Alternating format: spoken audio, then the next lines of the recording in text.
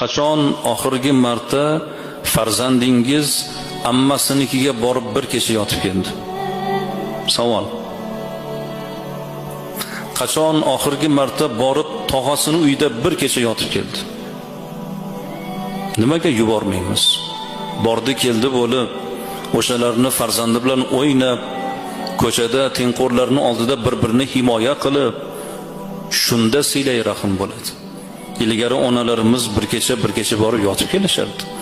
Akamni ko'rib kelaman, opamni ko'rib kelaman deb. Silay rahim haqida gapiramiz. Amaki vachchalar, tog'a-vachchalar hozir o'zlarini qarindoshdek tutmayapti deb. Kim sababchi ekan? Mana shu narsalarni sovib ketishiga kim sababchi? Bolalarmi? Yo'q.